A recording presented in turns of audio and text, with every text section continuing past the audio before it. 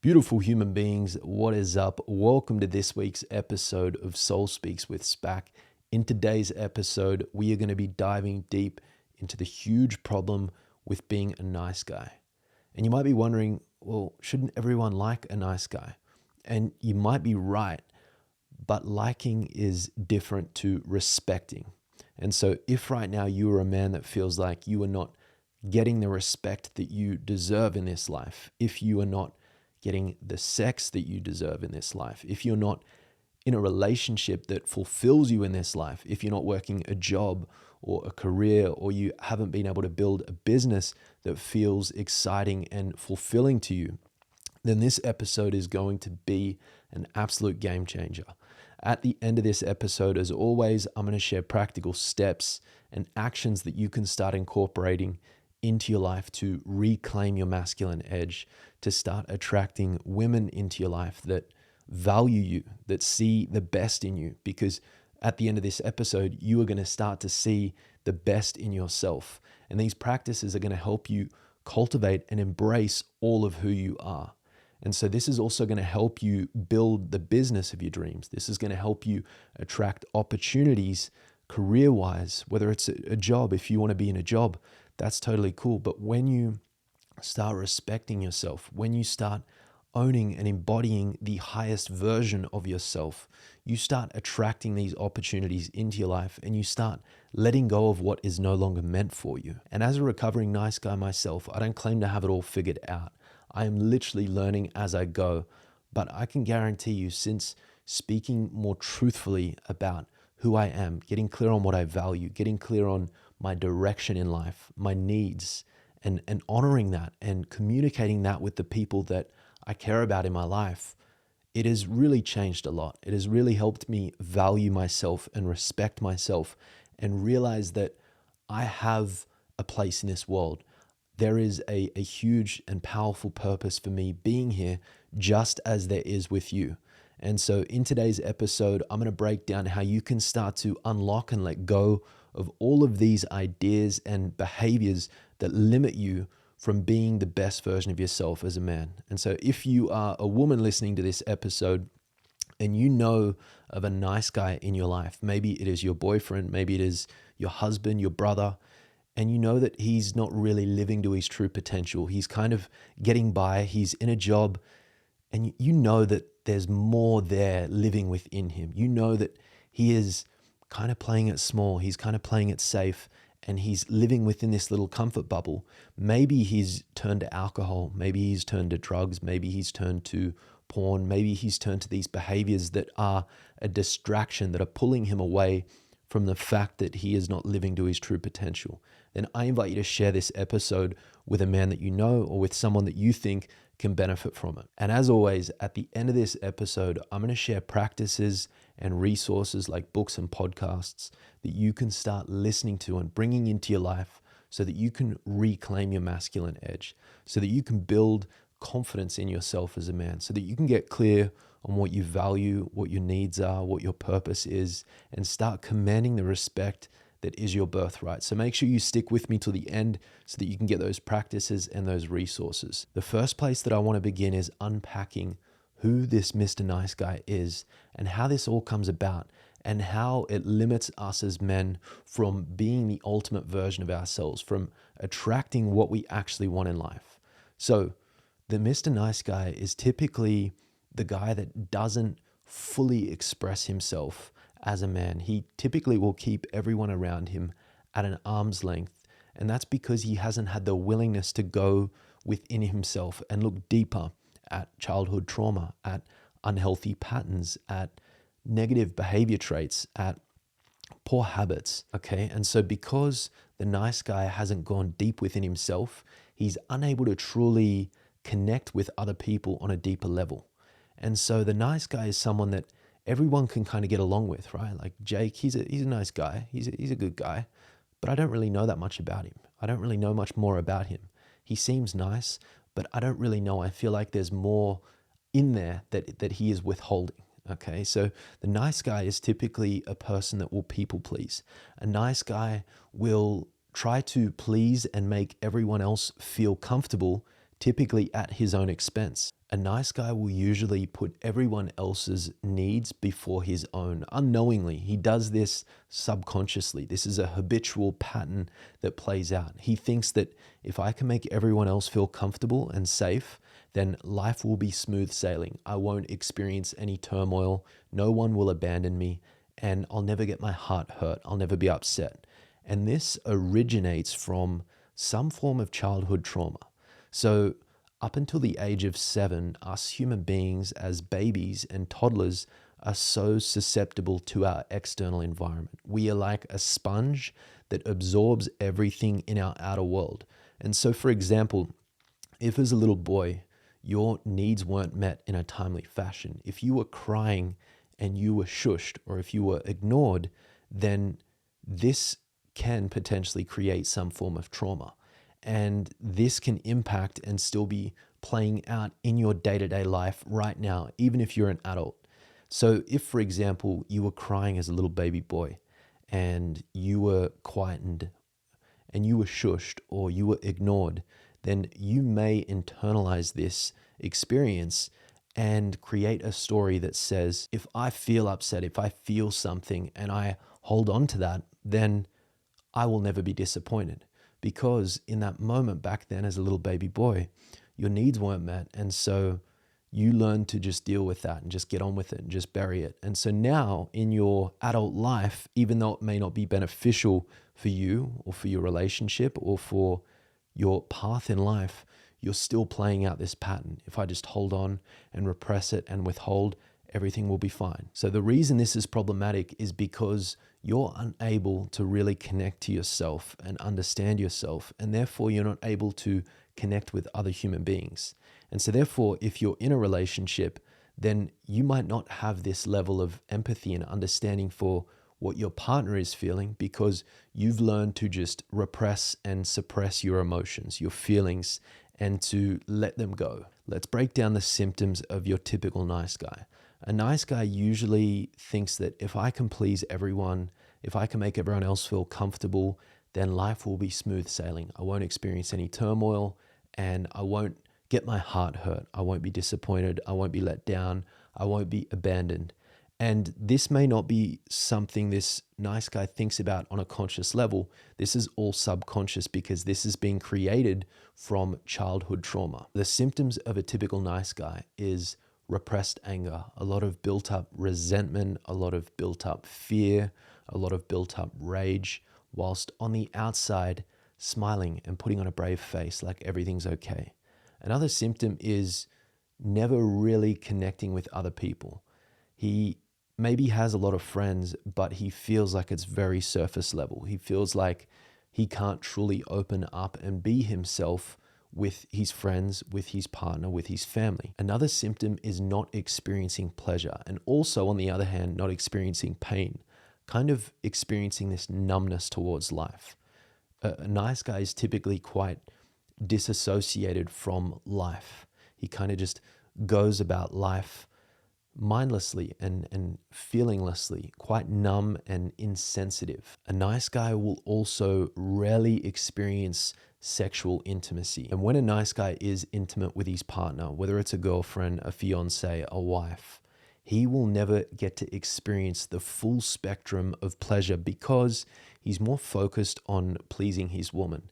He's less focused on his own inner experience, and he's more focused on pleasing his woman. He's more focused on how can I get her there? How can I get her to ejaculate? And this is really problematic because what is this nice guy doing the whole time? He is placing his power, he is placing his hope, he is placing everything into the external world, okay? Because he is not living from the inside out, he's living from the outside in. He's always disappointed, he's never fulfilled, he never feels truly like he can experience life. Another symptom of being a nice guy is sticking through a job, sticking through a relationship, sticking through anything in life just because it's familiar, because he's too afraid to step out and do something different, to pursue a new path. Another symptom of being a nice guy is feeling helpless, like life is happening to me.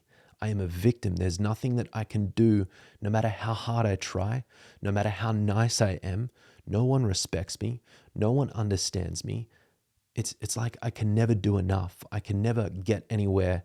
I'm not living in the way that I want to live, but I don't know any different. This has become a part of my personal identity. This is who I am. Some other symptoms of being a nice guy is not having any idea what you value in life, what you are working towards in life, having any goals, having anything that excites you, having any hobbies, any passions, having a close group of friends, being able to communicate what your needs are, being able to communicate what your values are, being able to set healthy boundaries, being able to prioritize time to work on yourself, to build your body, to be in the gym, to be working towards something that excites you. Typically, a nice guy won't have any of these. Typically, a nice guy will be more focused on pleasing everyone and everything outside of himself because he believes that that is the only way that he can experience peace and calm and smooth sailing through life. And this is majorly problematic because all of this is an illusion. All of this is handing your power over and outside of yourself. It is like locking yourself in a mental prison, literally up here in your mind and throwing the key out there and hoping that one day someone or something out there will let you out and set you free. But the reality is, you are the only one that will ever set yourself free. And that happens in this moment right now. And here's exactly how you can start to do that. Before I share the practices, action steps, and books for further learning, I want to try and make some sense of why we adopt these nice guy tendencies. Why do we think that by being nice guys, we're going to get the sex that we want? We're going to get the love that we want. We're going to experience the pleasure and the richness that we want. Okay, it makes no sense, but let me try and break this down and make some sense of it. I believe that we adopt these nice guy tendencies as a survival mechanism. I believe that this is stemmed from our childhood. Up until the age 7, we are literally like sponges. We absorb everything in our outer environment. We try to make sense of the world through our limited view of perception, through everything that's going on around us. And so if, for example, you were a little boy up until the age of 7 and your needs were not met in a timely fashion. As an example, if as a young boy you started crying for whatever reason and your mother or your father were not there to hold and support and love you through that experience, then you may have felt a sense of abandonment. And as a result, you may have internalized and created a story that it is not safe to express myself because when I express myself, when I cry, no one really cares anyway. And maybe another part of that story was if you expressed yourself, if you cried, then you would be abandoned. And so this survival mechanism, this story may unconsciously in your subconscious mind, something that you're not consciously aware of, may be playing out in your adult life. This may be what is driving your life right now and leading to and creating disconnection to yourself, disconnection to your intimate partner if you're in a relationship, disconnection from your family, disconnection from even your friends. Okay, so when you start to understand what your patterns are and you start to understand that your parents back then when you were a child, they were doing the best that they could with what they had, with the consciousness that they had at that time. And so it's not their fault. It's not your fault. It's not about blaming. Okay, it is about understanding and accepting and then getting clear on what your new way forward is. What kind of man do you want to be? How do you want to relate to other people? How do you want to connect with other people? What kind of life do you want to live? Another example of this is as a young boy, if you were upset or something bothered you and you shared that with your parents or you got upset about it, maybe you chucked a tantrum and you were told to go to your room, then maybe again you've internalized and created a story that it is not safe to express myself. It is not safe to feel things. And as a result, now as an adult, you are holding on, you are repressing things, you are trying to play small. You are trying to, in a way, wear an invisible cloak and pretend like you don't have feelings, you don't have needs, you don't have desires. Okay, the list goes on. There are so many different ways that these stories and patterns can be created. And so you are the only one that knows what your patterns are. You are the only one that can start to unwind these patterns and create something brand new for yourself. So this is what we're going to dive into right now, how you can start unwinding these patterns and creating a brand new way of being for yourself. Because a repeated thought, a repeated action becomes a part of your identity, it becomes a part of your personality. And so because you've been living this way for so long, it's going to take some time and some conscious effort, some intention to start creating a new reality, a new pattern for yourself. So the first step number one, is to be aware. Perhaps before you listen to this episode, you weren't really aware of the fact that you are a nice guy, that you have these tendencies that are actually unhealthy, that are actually limiting you.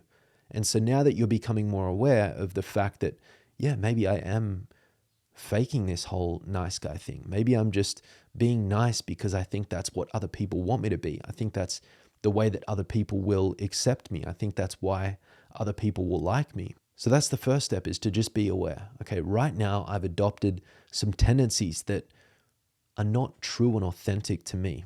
They're basically a survival mechanism that has kept me safe up until this point, but they're not going to help me for where I'm destined to be, for where I'm going. So once you become aware of what your patterns are, for example, some of my patterns are and have been pleasing others at my own expense, doing whatever I can to make sure everyone else is comfortable and safe, and to make sure that everyone else is happy before I even think about what I need or what I value.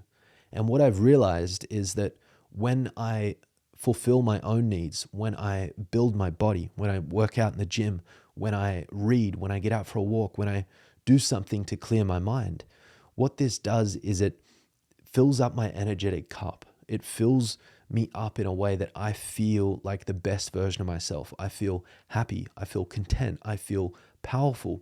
And what does this do? This overflows into other people that are in my life. So if I come home from work and I haven't prioritized any of my own needs that day, if I've just woken up and I've started checking my phone and I've gone to work and I've been taking orders from my boss and then I've just come straight home and I've sat in traffic, I'm going to come in and I'm going to be pretty frustrated. And my family, my partner, they're going to feel that. But on the other hand, if I understood that my needs are to work out, to build my body, to eat good quality food, to take time to walk, to clear my mind, and I prioritize those needs, I would come home from work feeling powerful, feeling content, feeling fulfilled. And my family, my partner, everyone can feel that. So this is why it is so important to start understanding what your patterns are, what your needs are, what your values are, and to start prioritizing those. This is probably the most powerful thing that you can do as a nice guy, is to start understanding, what do I really value in life? What do I really want in life? What are my needs? How can I start prioritizing those? How can I start communicating to my partner, to my family? Hey, I'm going to take an hour today to go to the gym.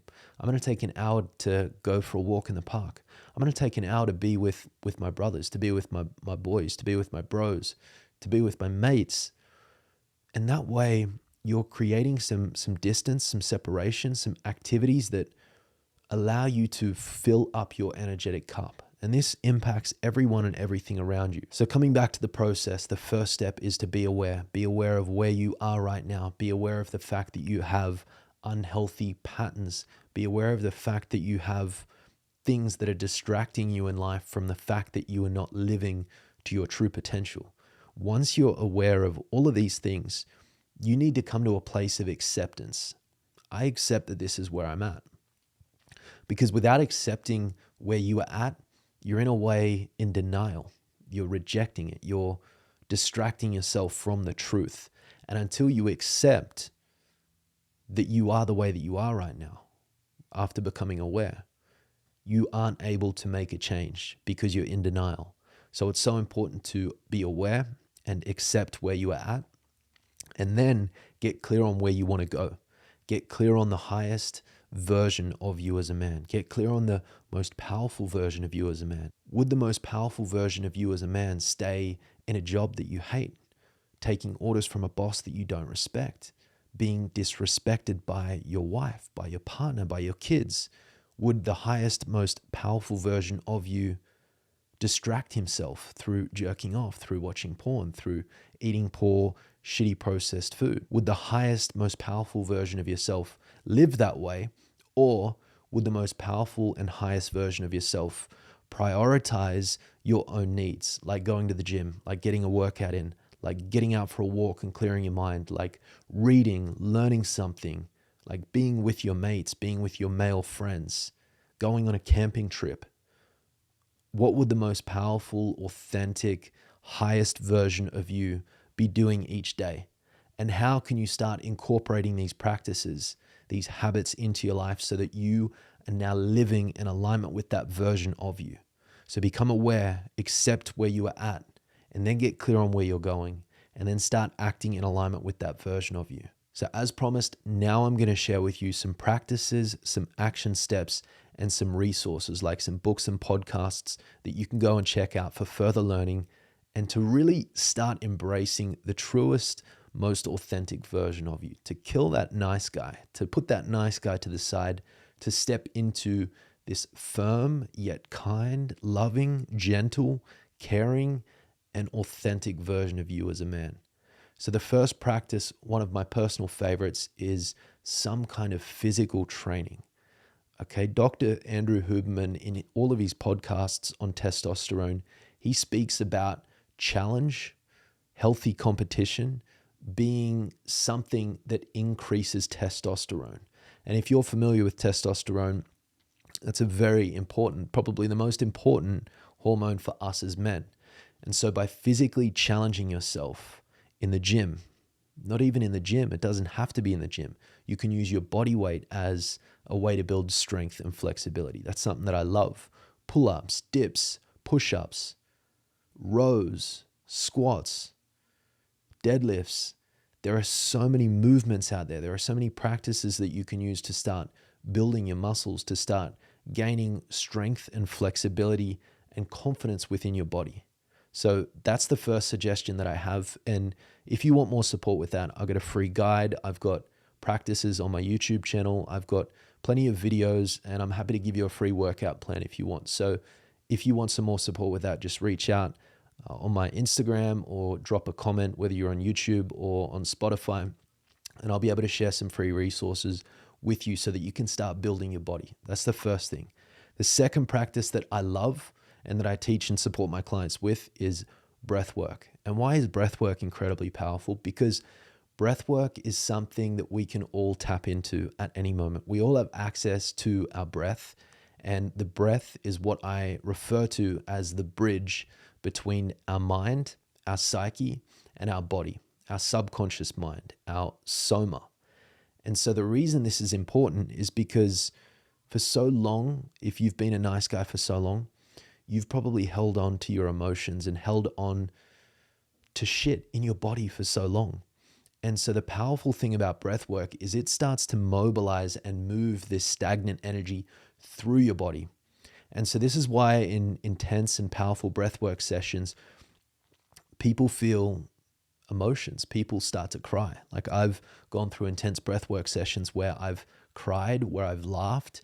And typically afterwards, you feel lighter because it's like this physical release. It's like this emotional release. It's cathartic.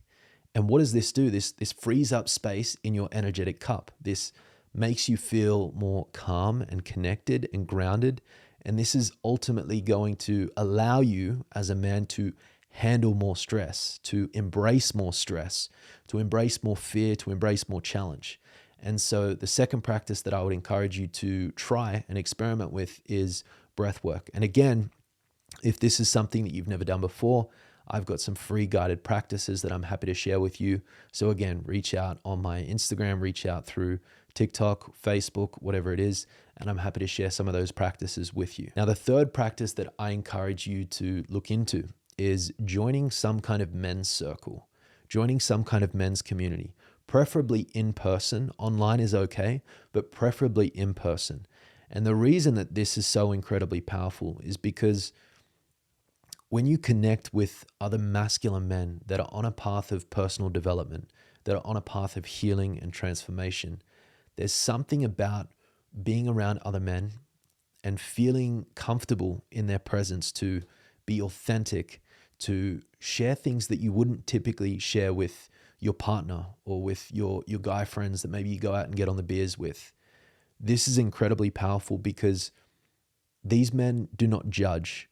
Okay, these men, it's you will feel that it is a safe space for you to express. And of course, you're never forced to express anything.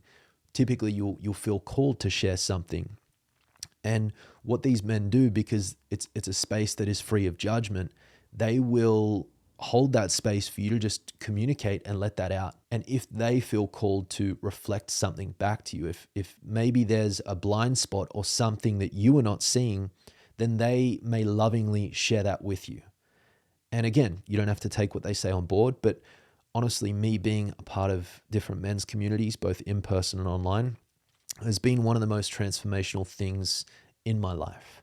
And if you are really confused about where to even begin, if you feel like this is something that is, new to me, then I actually have a men's challenge that I run on a monthly basis. And this is what I call a body, mind, and soul challenge. It is what I call the Venture 28 Days to Alignment Group Challenge. And so this is focused around breath work, body weight strength and flexibility, journaling, and community. So you'll join a community of like-minded brothers that are on a similar path to you. And together we build each other up. We bring these positive habits into our lives, and we get clear on what our values are, what our vision is, what our mission, what our purpose is, and we all hold each other accountable in a loving way. And so if you feel called to join that, again, reach out through my social channels to find out when my next round of the challenge is going to be. So like I said, I typically do that every month. Sometimes it'll be every couple months, but I've had some brothers come through and get epic results from the challenge. I think the community aspect is one of the most powerful aspects alone. So number 3 is to join a men's community, preferably in person. Online is also fantastic. Practice number 4 is grounding. And what do I mean by this? I mean a practice that gets you into your body, that gets you out of this problem-solving analytical mind and allows you to get into your physical body. And one of my favorite grounding practices is literally taking my shoes and my socks off, walking out into the woods with no agenda, definitely no phone, no plan, and just feeling my feet in the earth, feeling the sticks and the leaves crushing underneath my feet, tuning into the birds, the cicadas, the sounds, feeling the wind blowing through the trees, just tuning into my surroundings and letting go. So there's a huge amount of scientific research on the benefits of grounding to the earth. Okay, we are electromagnetic beings. The earth is magnetic and the sun is electric. And so to me, it makes so much sense to ground our bare feet into the earth and to get the sun on our skin. And so this is why I love just walking out into the woods, walking along the beach, bare feet, feeling the sun on my skin, and just being present to everything, to this moment. So that is really as simple as a grounding practice can be. Getting into the ocean is a nice way to ground and connect to the elements. That's the way I see it. It's connecting to the elements. It's understanding that we are connected to nature. There's really no separation. But because we become so mind-based and so focused on our to-do lists, we lose that connection. We forget about that connection. And so what I love about a grounding practice is it's a way of remembering and coming back into this moment, coming back into our bodies. And what does this do? When we go home and our partner is upset or there's something she wants to share with us, because we're grounded, because we're able to remain present, we are able to really be there and hold that space, a safe space for her to express what she is feeling. And I believe this just enhances the connection within the relationship. But if we're ungrounded, if we're very stuck up here in our mind, we're going to try and fix and solve her problems. We're going to try and get her to just be done with her story. And this creates disconnection. She will sense and she will feel that. And it's not a good place to be. Take it from me. I know firsthand when I'm not really listening and I'm not really present, it's not a good thing. It doesn't help. And so I think, again, it's really important when we're not present, when we're ungrounded, to acknowledge that as men and to take the steps that we need to take to communicate that with our woman and to get out there into nature and to reconnect and to ground ourselves, because that has a huge flow-on effect to everything around us. And so I truly believe that if your woman is upset and she's communicating something with you and you know full well that you're not present, you know that you don't have the capacity to be there for her, if you can communicate that with her honestly and authentically, and then communicate what you need to do, like, babe, this right now I don't have the bandwidth for. It's not that you're too much, it's that I don't have the capacity to hold this right now. And so what is important for me right now is to get out and reconnect to the earth, to ground, to clear my energetic channel so that I can come back and I can hold that space and I can truly be here rather than half being here, rather than pretending like I'm here when I'm not really here. I believe that this is going to make a huge impact in the connection that you guys have when you can honestly and authentically communicate with her where you are at. So this is a practice, especially as a nice guy, especially as a people pleaser, to honestly communicate where you are at.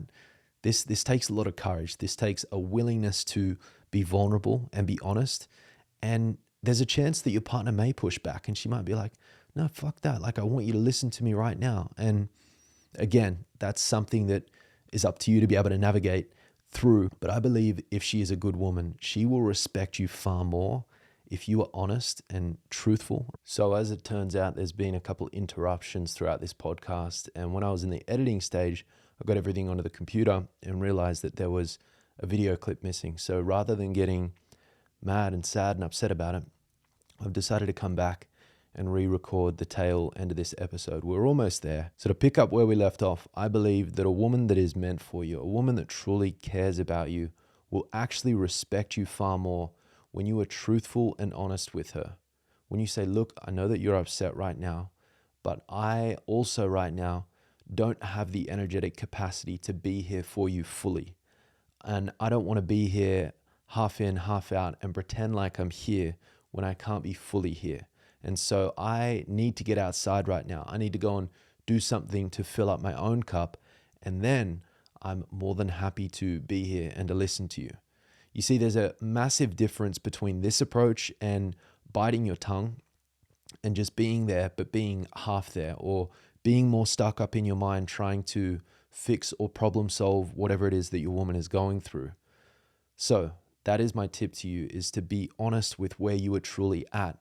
If you can't handle it right now, then let her know. And you can say this in a loving way. You don't have to say this in a way that is mean or shuts her down. You can actually say this in a way that both honors you and what you are feeling and makes her feel safe and makes her understand that you do truly care, that you truly do want to be there at your fullest for her. If you can't handle and hold her emotional state, what she is expressing, then it's so important to just communicate that with her lovingly, honestly, and authentically. And this brings me to practice number 5 for you as a man, as a Mr. Nice Guy, to start getting clear on what your needs are, what your values are, what your purpose is, what your vision is, what your mission is. And this is something that you're going to continuously add to. This is something that will continue to evolve and expand and shift and change. But by you becoming more aware of what your needs are, what your values are, what your mission, purpose, and vision is, this brings you closer to yourself. This gives you a better understanding of yourself, which also gives you the ability to communicate this with your lover, with your partner, with your family, with your mates, with whoever in your life is important to you. The closer you become to yourself, the more of an understanding you have around what your traumas are, what your needs are, what your values are, what your patterns are, what your vision is, where you are going, what you are creating. This gives you more excitement, more drive, more purpose, more meaning towards life. And this is really magnetic. This inspires your partner. This inspires the people that are around you. This inspires everyone in your life when you're inspired yourself. But you're not doing this for them. In fact, you're doing this for yourself, but this has a ripple effect out into the lives of everyone around you. And this practice right here could possibly be the hardest and most overwhelming for the nice guys out there. Because if you've spent your whole life being a nice guy and pleasing others and being focused on what everyone else needs and what you need to do in order to make everyone else like you, then you may have never actually considered, what do I need? What do I actually like? What do I actually want? And this can be scary and confronting and overwhelming, but at the same time, it can be incredibly empowering and nourishing and exciting to start getting clear on, what do I actually need and want from life? What do I want to experience? Who do I want to be? What is the best version of me? These are questions you can reflect on. These are questions that you can meditate on. These are questions that you can journal on as well. So getting clear on what your values are, for me, it's health, it's well-being, it's excitement and travel and adventure and family and connection and depth and being in nature, enjoying the simplicity of life, eating delicious, high-quality food. I value these things and these are really important to me. And because I value these things, these are what I prioritize. And then later on, if I'm confronted with this decision of, do I want to go and do this particular activity? Well, I can then ask, is this truly in alignment with my values? Is this really in alignment with the best version of me? Is this really benefiting my life and making me better, making my life better? Or is it pulling me away from that? By having this clear set of values, this clear understanding of who you are, where you are going, this gives you more direction and clarity in your life. It takes away from some of this decision fatigue, like there are so many decisions to make. But when you are clearer on your core values, on the vision you have for your life, your purpose, your meaning, whatever all of these mean to you, when you're clearer on that, it makes decision making far easier and far more enjoyable as well. So that's practice number 5, getting clear on what is actually important to you in your life and prioritizing more of that in your life. And in fact, if you feel called, inviting the people that are important to you in to see that as well, sharing that with them, because that brings them closer to you, that brings you closer to them. And this just gives you more fuel, more drive, more meaning. But if you're kind of hiding what you truly value and what you are going after, what your goals are, then it's kind of like you're putting up a wall and you're closing people out. And this is not to say that you need to go and tell the world what your goals are. No, this is an opportunity to welcome people into your life. And in fact, the more that you can communicate what your goals and what your vision and what your purpose is with the external world, with other people that are important to you, this makes it more real. You're crystallizing it even more.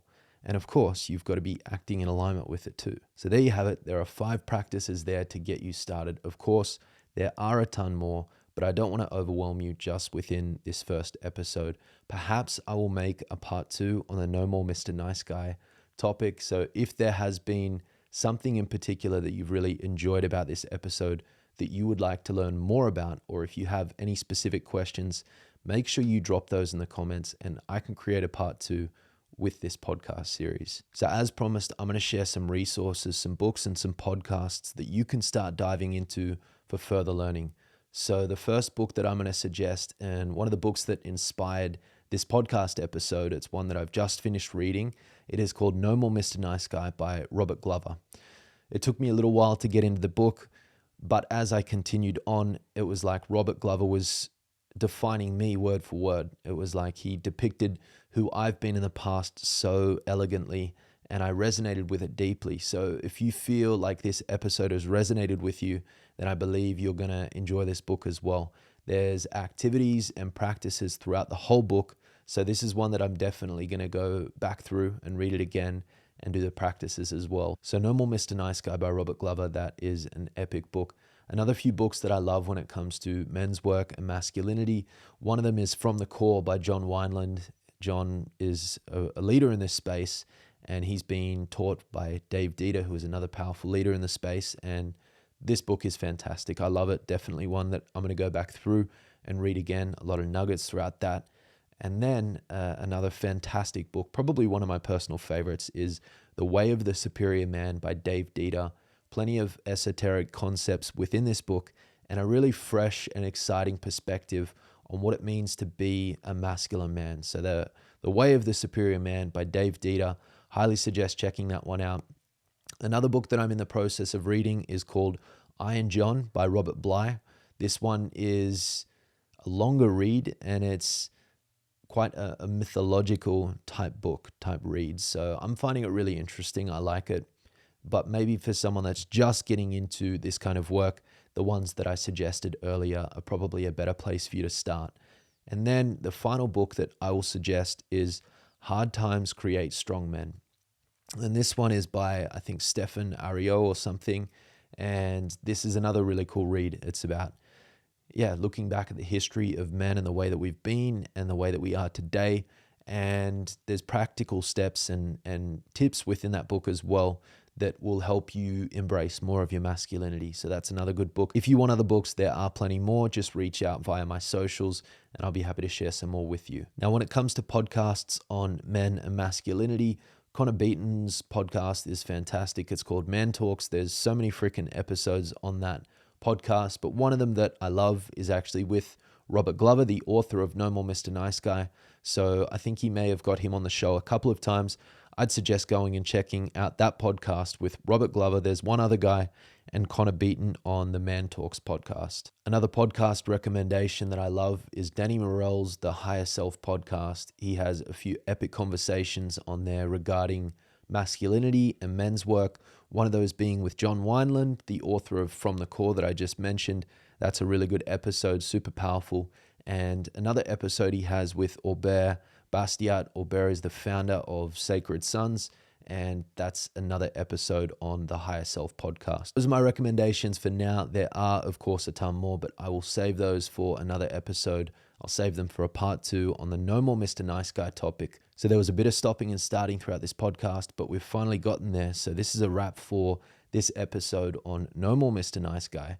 As always, if you took value from this episode, make sure you share it on your social media story. Tag me, let me know what it is that you learned. I love seeing the kind of value that you're taking from these episodes. And if you have any questions, feel free to drop them in the comments, whether you're on YouTube or Spotify. If you want more support, feel free to reach out through my social channels. And as always, if you know someone that could benefit from this, be a good friend and share it with them, pass it forward, because we are all here to grow together. So thanks again for joining me on today's episode of Soul Speaks with Spack. Until the next one, venture beyond limitation. Let's go.